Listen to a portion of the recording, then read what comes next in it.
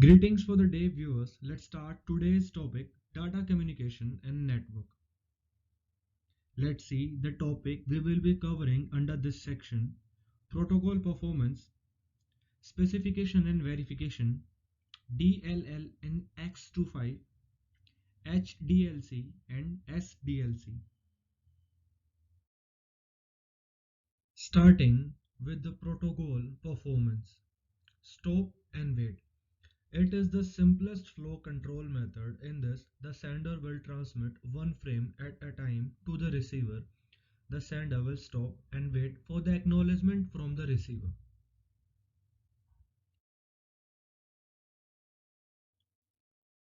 Go back N.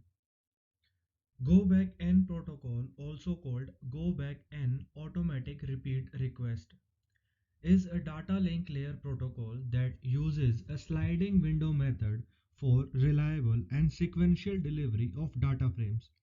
It is a case of sliding window protocol having to send a window size of n and receiving a window size of 1.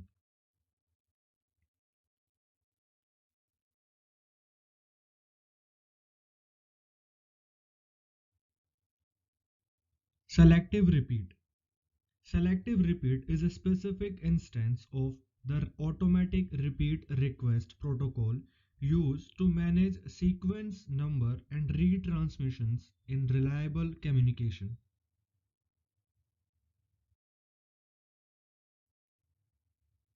Protocol specification and verification.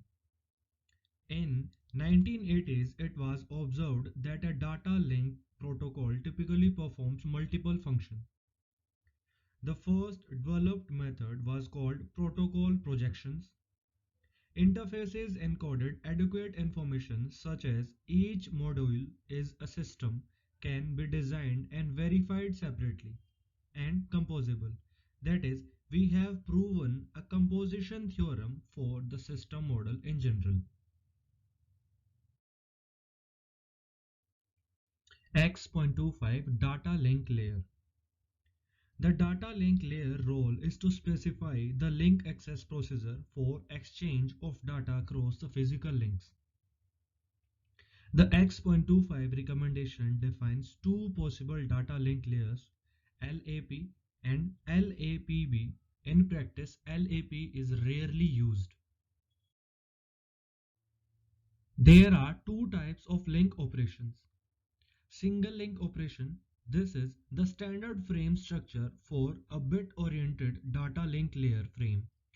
The shaded part are supplied by the data link layer.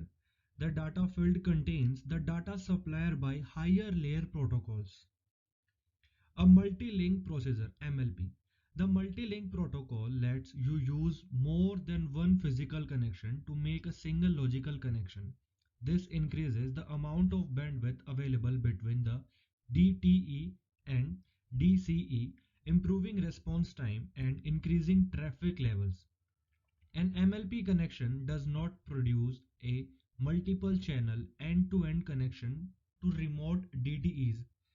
Not all the DTEs attached to PSDN needs to use MLP, and not all DTEs needed to use the same number of physical connections.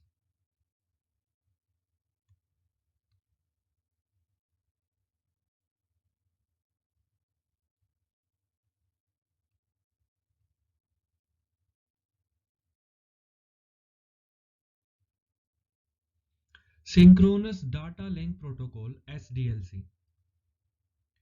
SDLC is basically a communication protocol for computers. It usually supports multi-point link, even error recovery or error connections also. It is usually used to carry SNA system network architecture traffic and is the present predecessor for HDLC. It was also designed and developed by IBM in 1975. It is also used to connect all the remote devices to mainframe computer at central location, maybe in point to point or point to multi-point.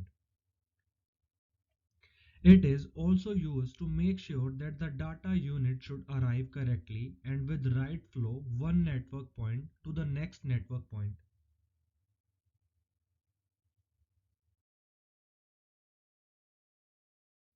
High Level Data Link Protocol HDLC. HDLC is basically a protocol that is now assumed to be an umbrella under which many wide area protocols sit. It is also adopted as a part of X.25 network. It was originally created and developed by ISO in 1979. This protocol is generally based on SDLC.